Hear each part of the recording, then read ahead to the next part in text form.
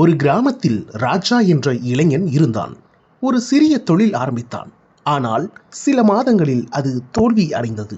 ஒரு நாள் அவன் மனமுடைந்து சொன்னான், என்னால இனிமே எதுவுமே முடியாது, எல்லாமே முடிஞ்சிடுச்சு. ராஜா கடந்ததை மட்டும் நினைச்சிட்டு இருந்தா வாழ்க்கையில எப்படிப்பா முன்னேறது? அடுத்த நாள் ராஜா தனியாக நடந்து கொண்டே ஒரு வறண்ட நிலத்திற்கு வந்தான். அங்கே திடீரென்று ஒரு சிறிய நீரோடை ஓடிக்கொண்டிருந்ததை கண்டான். அதை பார்த்த ராஜா ஆச்சரியமாக சொன்னான், இத்தனை வறண்டு போன இடத்துல கூட இந்த தண்ணீர் ஓடுதே என்று.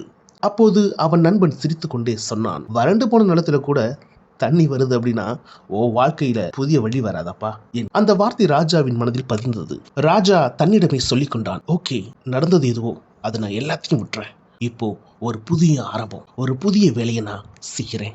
சில நாட்களுக்கு பிறகு அவன் மீண்டும் முயற்சி செய்து வெற்றி பெற்றான். இந்த கதையிலிருந்து நாம் கற்றுக்கொள்ள வேண்டியது ஒன்றே ஒன்றுதான். கடந்ததை நினைக்காதீங்க, புதிய விஷயத்தை நம்புங்க. வாழ்க்கையில நமக்கு எப்போதும் ஒரு புதிய பாதை இருக்கு.